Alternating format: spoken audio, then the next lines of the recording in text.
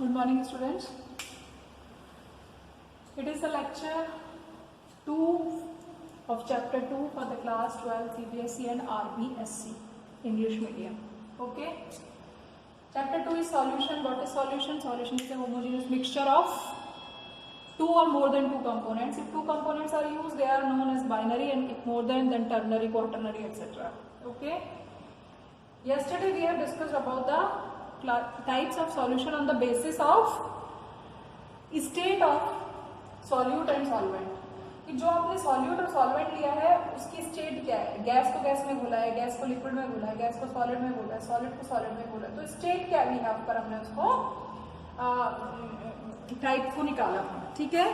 फिर उसके बाद मैंने आपको कॉन्सेंट्रेशन के बारे में बताया था कि कॉन्सेंट्रेशन और स्ट्रेंथ क्या होती है. Amount of substance dissolved in certain amount of volume of solution.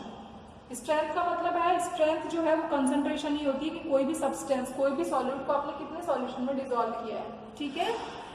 अब उसके बाद से मैंने कंसंट्रेशन को निकालने का आपको बहुत सारे तरीके बताए थे, मतलब फॉर्मूलेज बताए थे कि परसेंटेज W बाय W क्या होता है, W बाय V क्या होता है, V बाय V क्या होता है, मोल फ्रैक्शन क्या होता है, नॉर्मेलिटी क्या होती है, मोलैरिटी क्या होती है. Although we have discussed in this 11th class 11th chapter. So today we are going to solve certain questions. Question number 1. What is first question है? देखिए first question क्या है? Find percentage W by W of sugar.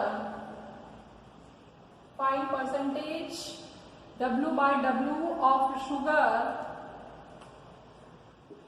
if 20 gram sugar is dissolved in 80 gram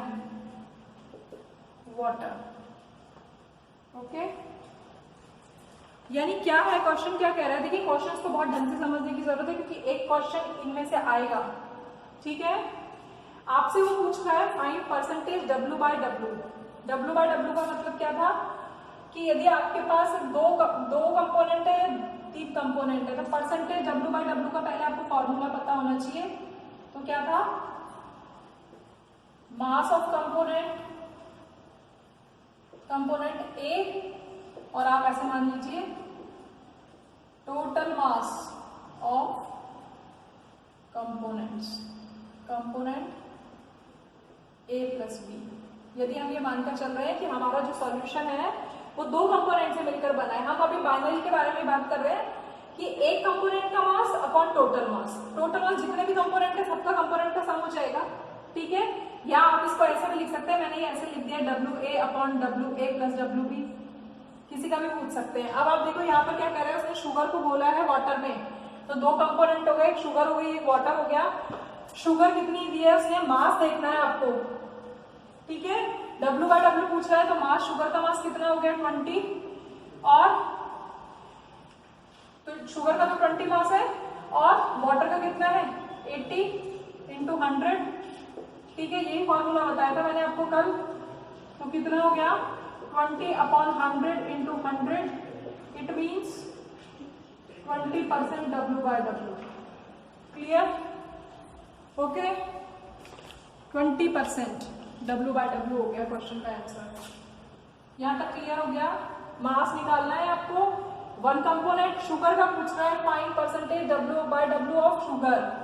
यदि वो कहता है find percentage W by W of water, यदि वो मान लो ये पूछता वाटर का पूछता तो आप WB लगते ऊपर.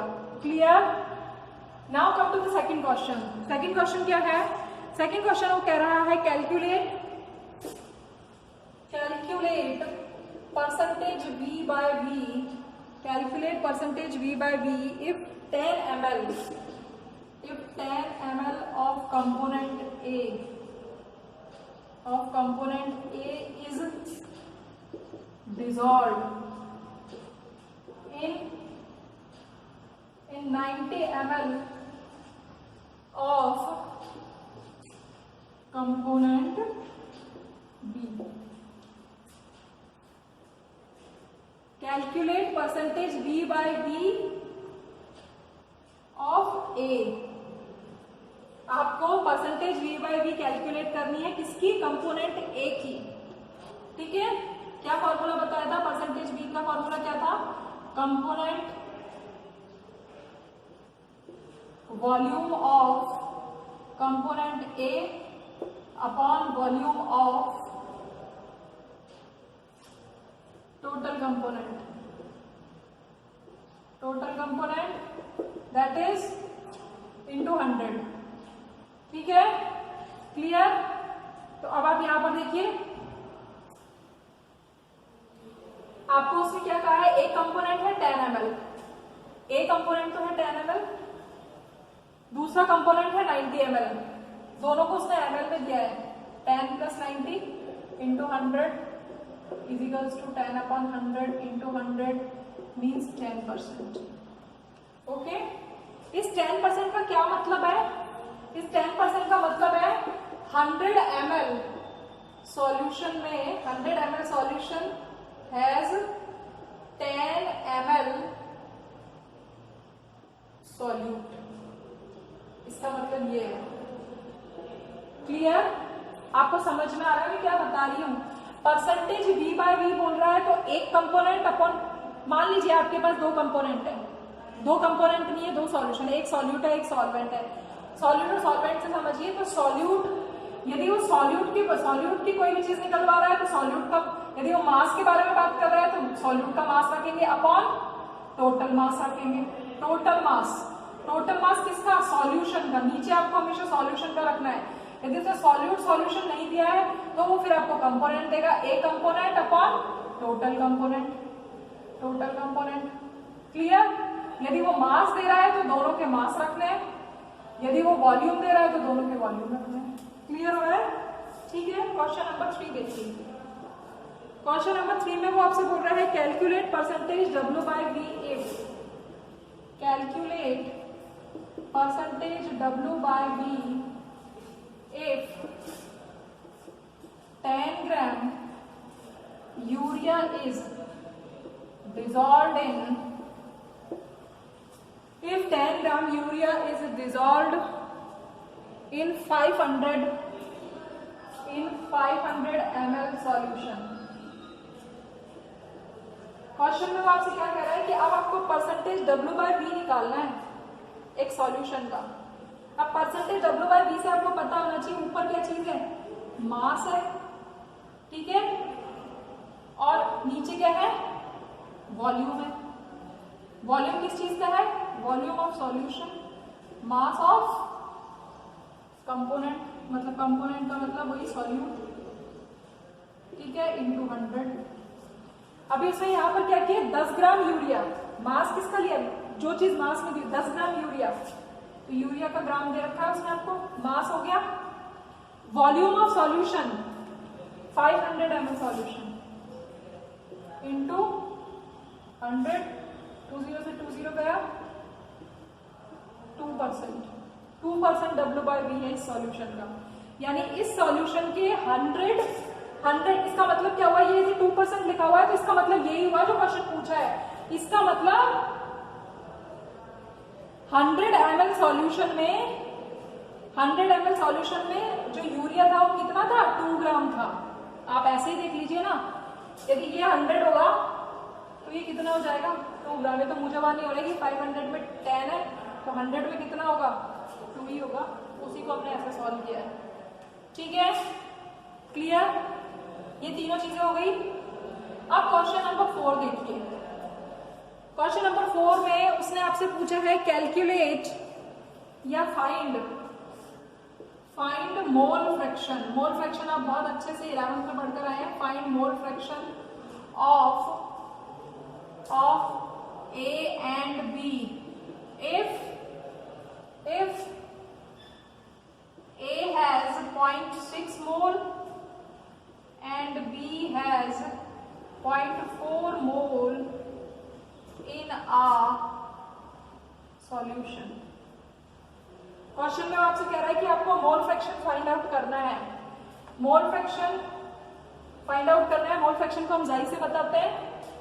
अब वो ए, उसने जो किस किस का मोल फ्रैक्शन पूछ रहा है, ए कंपोनेंट का और बी कंपोनेंट का।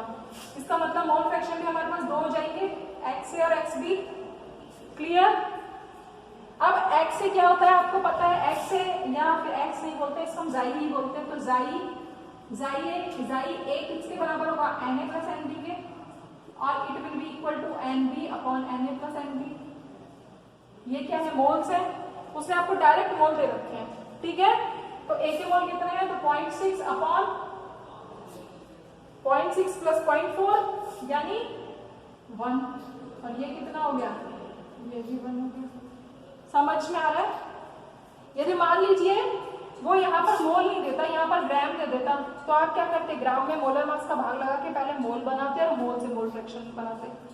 समझ में आ रहा है यहाँ पे, ठीक है। इसको हम आपसे दोनों कंपोनेंट के लिए पूछा है तो आप दोनों के लिए अलग अलग भी निकाल सकते हैं, या फिर आप ऐसे भी कर सकते हैं। आपको पता है जाई ए प्लस जाई बी इसके इक्वल होता है 1 के इक्वल, एक का निकाल लिया तो दूसरा क्या हो जाएगा, 1 माइनस जाई ए हो जाएगा। क्लियर। तो ये चार चीजें हमने देख ली है, percentage W by W, percentage B by B, percentage W by B and mole fraction, ठीक है।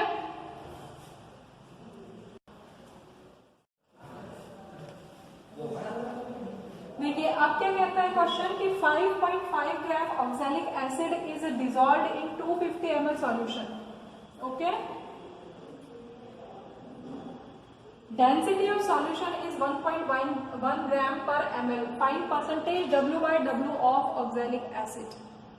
ठीक है, क्या मतलब है उसको आपसे पूछ रहा है percentage W by W of oxalic acid. सबसे पहले तो आप फॉर्मूला लिखेंगे, परसेंटेज W by W का फॉर्मूला क्या हो गया, mass of oxalic acid, mass of oxalic acid divided by oxalic acid को उसने किस में बोला है, मतलब डिसॉल्व्ड इन कितने सॉल्यूशन, मतलब एक सॉल्यूशन बनाया है, तो मास ऑफ सॉल्यूशन। या फिर समझ में आ रहा है, अरे ऑक्सैलिक एसिड एक कंपोनेंट है, उसको घोलकर उससे सॉल्यूशन बना दे तो जो जितने भी कंपोनेंट है वो सॉल्यूशन ही तो है। क्लियर। तो मास ऑफ ऑक्सैलिक एसिड उसने कितना दिया हुआ है आपको, 5.5 ग्राम दे रखा है, यहाँ तक तो कोई दिक्कत ही नहीं है, ये तो गिवन है। अब यहाँ पर आपको लिखना है मास ऑफ सॉल्यूशन, ठीक है, मास ऑफ सॉल्यूशन यानी ऑक्सैलिक एसिड। लेकिन उसने यहाँ पर आपको क्या दिया है, उसने आपको दिया है density of solution, density of solution दे दी है।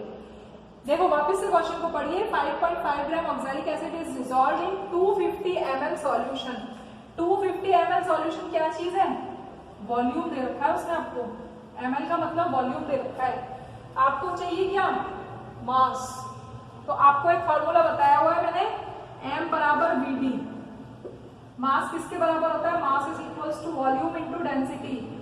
उसने आपको वॉल्यूम दे रखा है 250 ml और डेंसिटी ऑफ सॉल्यूशन, ये भी सॉल्यूशन की है, ये भी सॉल्यूशन की है। सॉल्यूशन की डेंसिटी कितनी दे रखी है, 1.1 gram per ml। Okay, ml से ml क्रॉस हो गया, ठीक।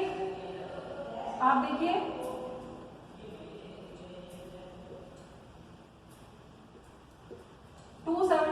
ग्राम आ गया।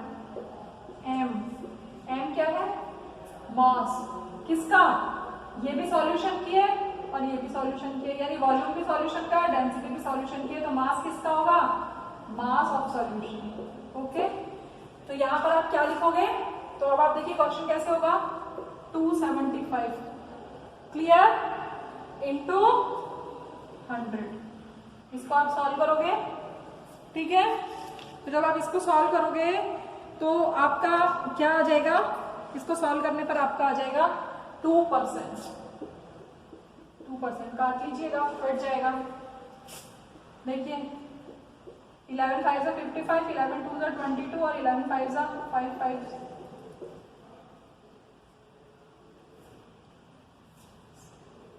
ठीक है, यहाँ पर ये पॉइंट था, ये पॉइंट था, इस पॉइंट को आपने 5.5 है ना, इस पॉइंट को आपने हटाया तो 0 आ गया, 0 से 0 कट गया तो 2% आ गई आपकी W by W। Clear. Question में यहाँ पर क्या पूछा है, it's a very important question. In this question you have given volume of solution and you have to find out the mass. Mass निकालोगे तभी W by W can be find out. Clear? Next question देखिए, question number 6। What is question number 6? Question number 6 is calculate molarity. Calculate molarity. Calculate molarity if 5 gram NaOH, if 5 gram NaOH is dissolved in 450 ml solution. Okay. Now in this question you have to find out molarity, which is denoted by capital M, and capital M is the number of moles. Number of moles of solute divided volume of solution in liters. It is the formula of molarity. Amount of substance in moles, number of moles of solute present in solution. ठीक है? Number of moles of solute, तो आपने solution बनाया NaOH को 450 ml में dissolve करके, तो NaOH के मोल कितने हो गए? NaOH उसने आपको किस में दिया है? ग्राम में दिया है। आपको पता है मोल का फॉर्मूला क्या होता है? Given mass upon molar mass, so it will be 5/40. Okay, now come to the volume of solution. 450 ml solution दिया उसने आपको, 450 ml, but you have to take care that you have to convert this ml into liters. तो 450 ml दे रखा है आपको। Molarity में हमेशा जो वॉल्यूम है वो किस में होगा? लीटर में होगा। तो मिलीलीटर को litre can be form by dividing 1000। तो अब आप देखिए इसको आप कैसे सॉल्व कर सकते हो? 5/40 into 1000 upon 450। 0 से 0 कैंसिल, 0 से 0 कैंसिल, 5 9 45, तो 10/36 जो भी आएगा आपका 5/18 आ जाएगा आई थिंक। ओके, तो 5/18 से आप भाग लगा लीजिएगा जो भी, तो 5/18 मोलैरिटी होगी। आपको भाग लगा लीजिए ऐसे 5.0 दिया,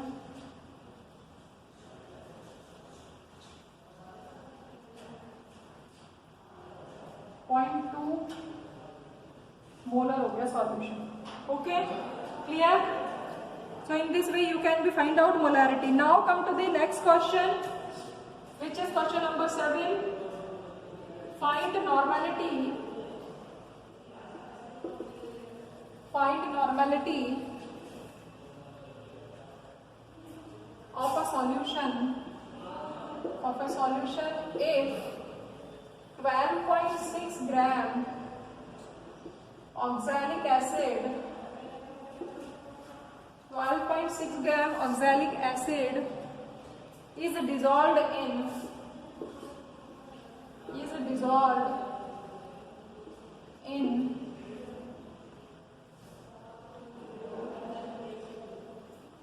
solution having mass 550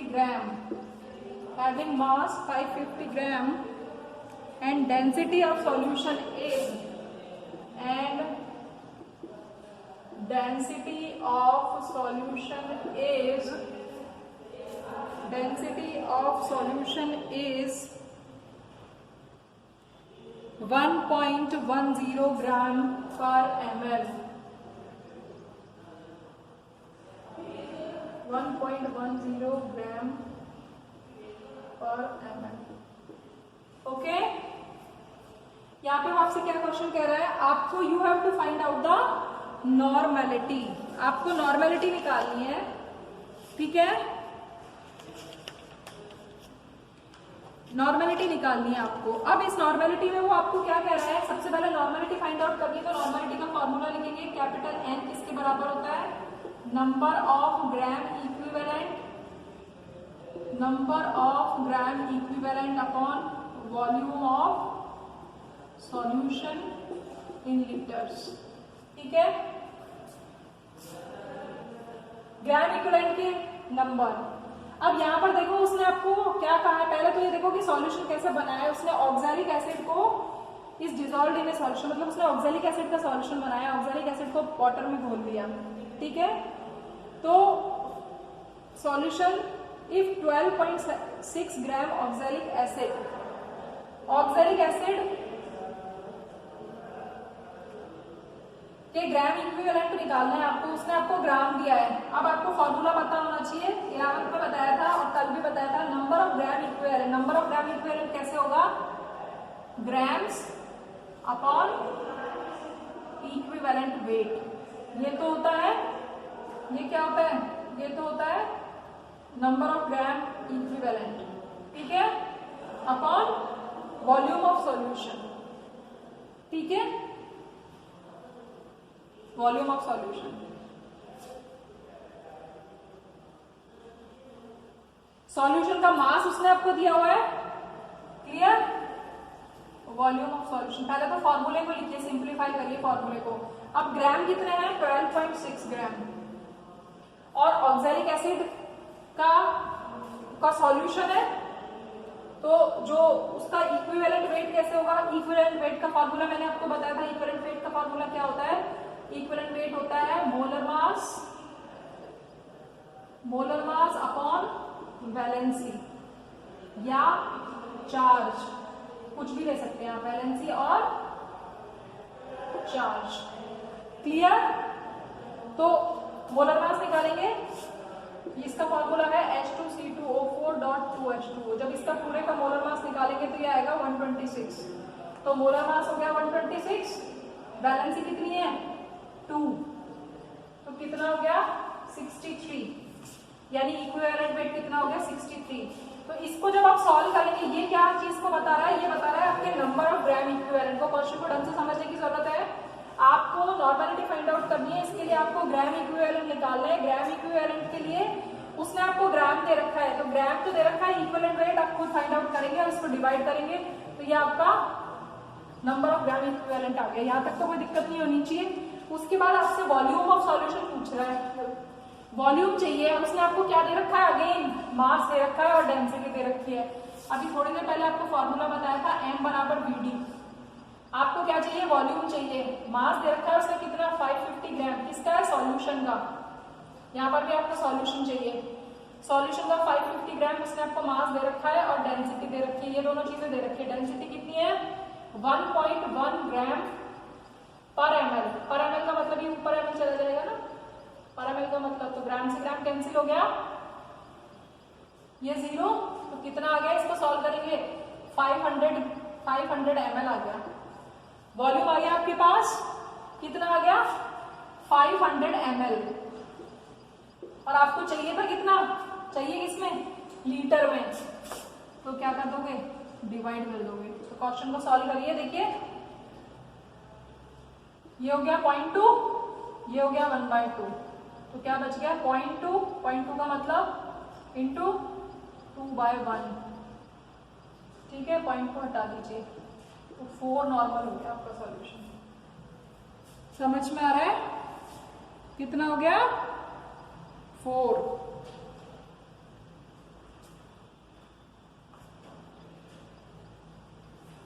one point density कितनी दी है इसने, 1.10 सॉल्यूशन कितना आएगा 550। हाँ ठीक है, इसको कैलकुलेट कर लेना, मतलब आप यहाँ पे ये चीज जो है ना, यहाँ तक समझ में आ गया ना, क्या क्या क्या किया है हमने।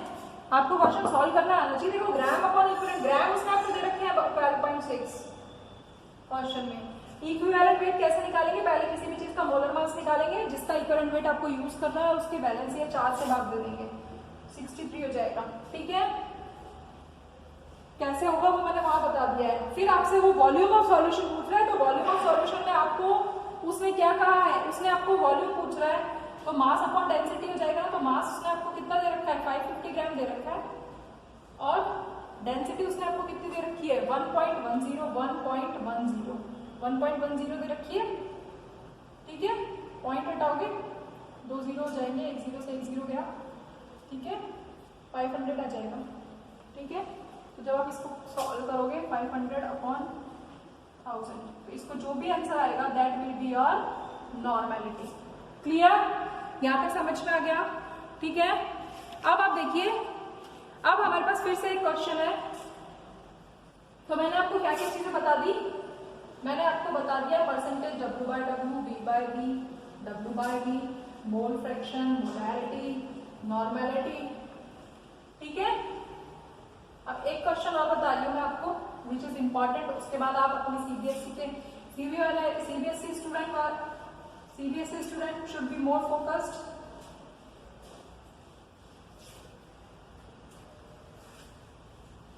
Now you have to calculate the molarity. What is the formula of molarity?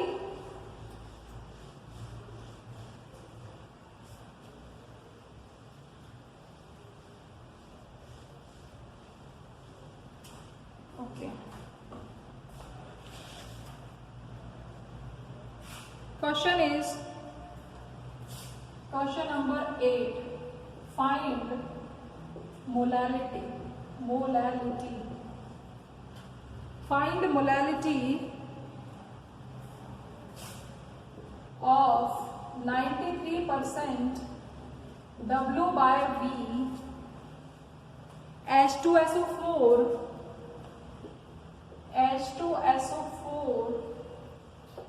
aqueous solution if density of solution is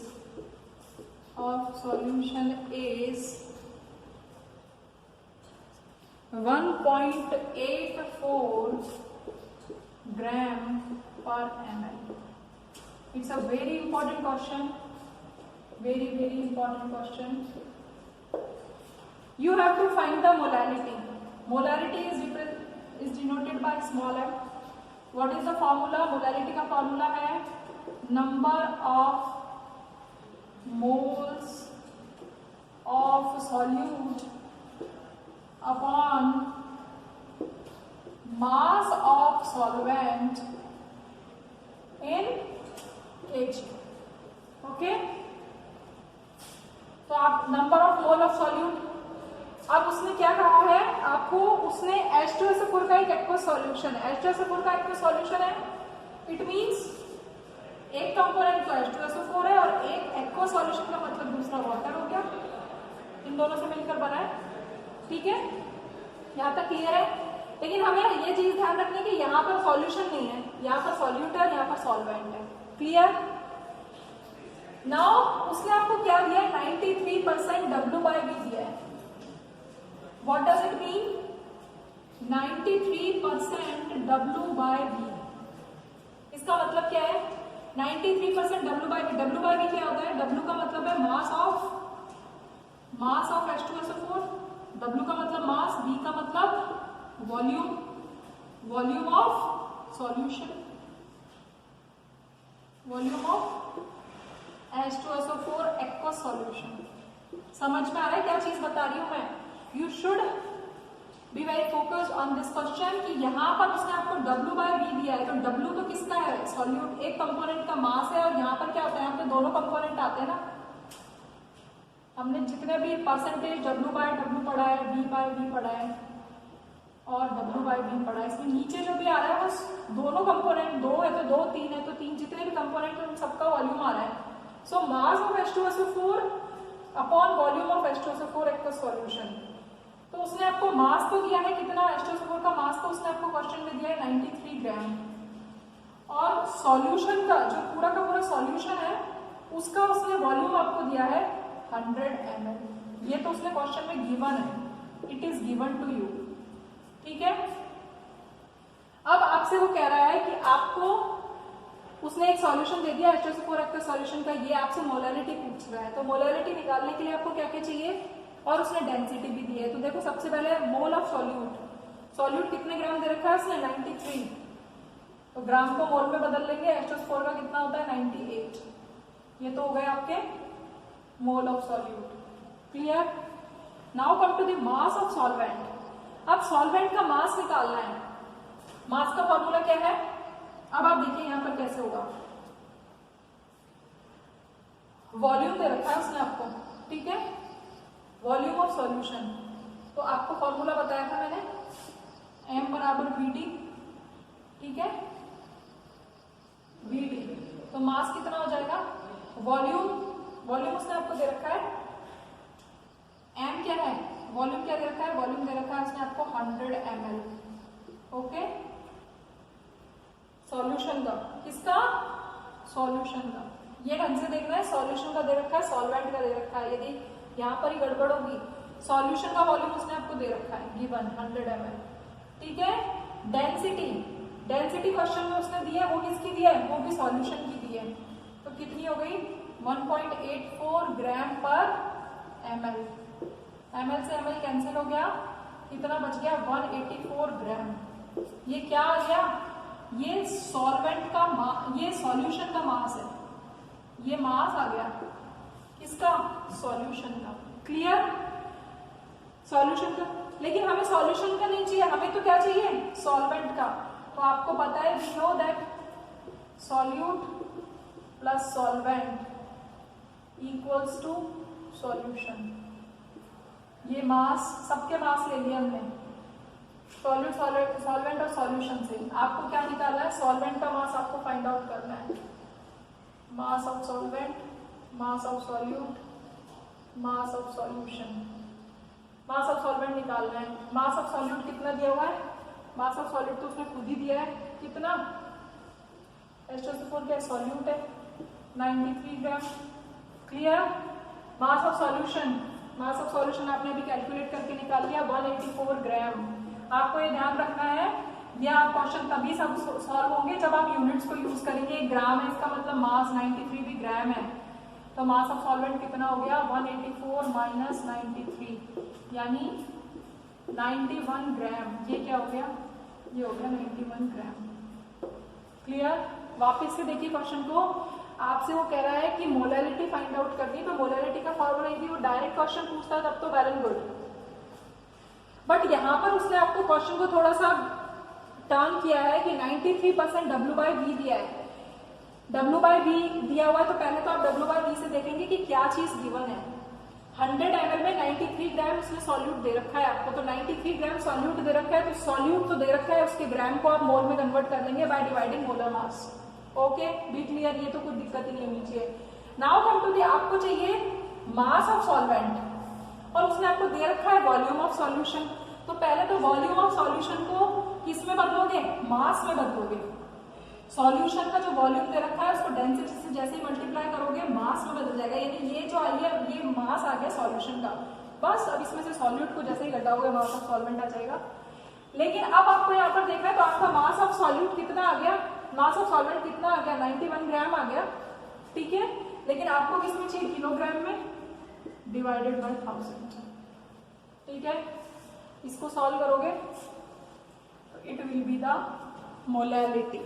okay, clear? तो इस तरीके से आप इन क्वेश्चंस को सॉल्व करके देखिए। जनरली द क्वेश्चन इसी टाइप से पूछे जाते हैं। आप थोड़ी सी प्रैक्टिस करेंगे तो ये आपको आ जाएगा। So try to practice. Thank you.